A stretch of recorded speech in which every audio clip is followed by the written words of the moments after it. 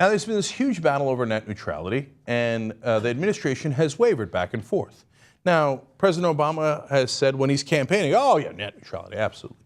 But then he put Tom Wheeler in charge of the FCC. Tom Wheeler is the former top lobbyist for the internet providers. And so he came in and said, net neutrality, not so much, right? And then the president came back out and said, wait. I actually am in favor of net neutrality. And he clarified that after the last election. So what in the world is going on here? Well, I'm going to explain that to you, and then I'm going to tell you who's going to win. I love doing predictions, and it's based on facts. So you'll see for yourself, and then you'll be able to see if I was right or not. So now, the latest news is very good. So Huffington Post explains, both President Obama and Federal Communications Commission Chair Tom Wheeler have stopped tiptoeing around net neutrality and seem to finally embrace the idea of using Title II of the Telecommunications Act to reclassify internet service providers and regulate them as common carriers like the phone companies and other public utilities. No preferential treatment to those willing to shell out big corporate bucks for a fast lane. So this is great, great news. If they regulate them like public utilities, the internet will remain as it is today, okay? Net neutrality, and the internet will be the same speed for all the websites. They won't be able to have a fast lane. They won't be able to slow down your website, and they won't be able to charge a king's ransom in order to create these fast lanes. So that's really good news. Now, how did we get here? Okay. Hamza Shaban explains that the Republicans were against this. Of course they were, right? But the opposition to this by the public of messing with the internet and messing with net neutrality is so overwhelming that the Republicans have to pretend that they're actually on the opposite side. Now, their legislation would destroy net neutrality and would destroy the internet as we know it, and would give all the power to the internet providers to charge different rates, slow down websites, etc. But they have to pretend that it would keep the internet as it is, otherwise it would never pass. The public would be furious. So that's where Shaban comes in, and he explains, by avoiding a reclassification of broadband and working to render the FCC impotent, the new Republican Congress suggests it doesn't really want net neutrality. It just wants to look like it does. I mean, that's GOP 101. Now, I'm here to tell you that I believe the Republicans, in a rare case, will lose. Now, let me explain the pros and cons of who's fighting this battle behind the scenes and how they're fighting it, and explain what is going to make the ultimate difference. So, for example, on the con side of net neutrality, people fighting against net neutrality, well, they have some heavy weapons. They have been spending $350 million a year on lobbying and another $100 million on midterm elections. So those are two different numbers. One is campaign contributions, that's $100 million, and then there's $350 million a year on lobbying. You know, so all the things that they normally do to grease up politicians, to do the revolving door, to do all the shady things that they do in Washington. Now, on the other side, on the pro side of net neutrality, we have 4 million people who've sent in signatures to the FCC saying, hey, you know what? We are for net neutrality. Please regulate it like a public utility. Okay, now we go to the other side of the ledger, and we have 3 out of the top 10 corporate lobbyists in the country are Comcast, Verizon, and AT&T. They're all in favor of getting rid of net neutrality. They are all internet service providers, okay? So now, so far, with all the money on one side and the American people on the other side, that's no contest. They're definitely going to win. The money's, what do I tell you all the time? Money always wins, right?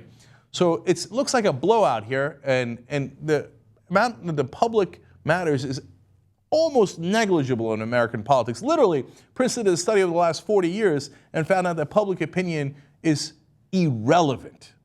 Donor opinion is enormously, it correlates exactly with actual public policy, right? But in terms of public opinion, it doesn't affect policy at all. Welcome to our democracy. Now, wait.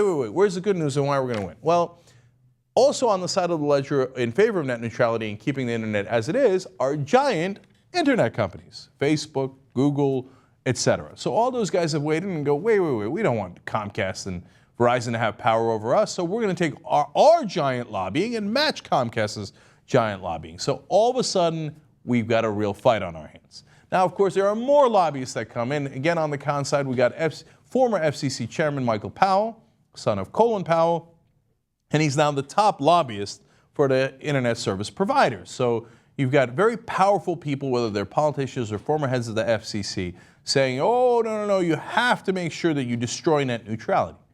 Now, I believe I have found something that is going to tip the scales. So it's in the midst of one of these recent articles on this issue. Let me read you the quotes and then decipher them. Tech startups have argued that without clear rules, they will be forced to defend open internet principles against telecom and cable companies and would likely lose. Wait, now why is this so important? There's a ton of tech startups in the world. And where did they get the money for all those startups in Silicon Valley and all across the country? They got it from very, very wealthy investors. Ooh. Okay, let's read on. The organization Y Combinator, which provides seed funding to the startup companies, wrote in July that the startup ecosystem needs a bright line per se rule against discrimination, as opposed to a multi-part totality of the circumstances standard with a case-by-case approach or even a mere presumption against discrimination. So let me decode that for you. So what they're saying is, blah, blah, blah, Republicans on how you're going to protect the internet. We got money riding on the internet, so we know who's telling the truth, and it ain't you. What we want to do is keep the internet exactly as it is because we invested in these companies with the assumption and understanding that the internet would stay the same, that there would be net neutrality, that you wouldn't mess around and start giving these internet service providers monopoly power to be able to charge all of us different rates and slow down our websites or speed them up. So no, we're not in favor of that.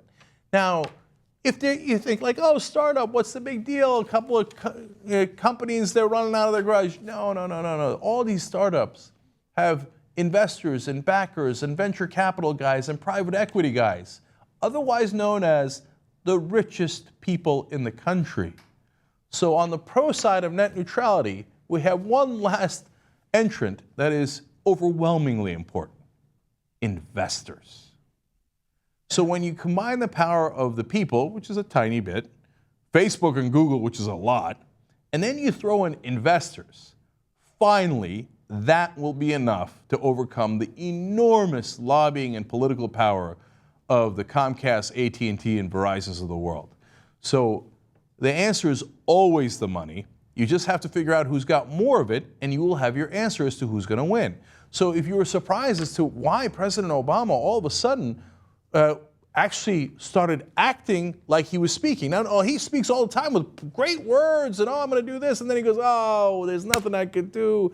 I wanted the public option, but I didn't fight for it. I wanted to protect Social Security, but I didn't fight for it. And the list goes on and on. But in this case, he's like, wait. I'm fighting for this. And Tom Wheeler, even though I put you in and I know that the previous plan was to go with the Comcast guys and that's why I put you in, I'm changing my mind. And I'm being serious now. Go towards net neutrality. Look, one other aspect of this you got to understand. The Democrats used to take a ton of money from bankers. They still get good money from the financial industry. But in the last election, they lost a lot of that because the financial industry was mad about Dodd-Frank financial reform. So now their biggest contributors are Silicon Valley investors. They're not going to mess with those guys. Those guys have a lot of their money tied up in internet startups. They're going to put their thumb on the scale, and in this rare case, the good guys are going to win. And later, the story will be written that all the American people stood up in their might, and 4 million people signed letters to the FCC. And I wish that were true, but that's not what happened. What happened was giant internet companies and giant investors said, not on our watch. We're going to protect our own money. And thank God, because of that, we will continue to have a free internet and have net neutrality. Now, that's my prediction. Let's see what happens.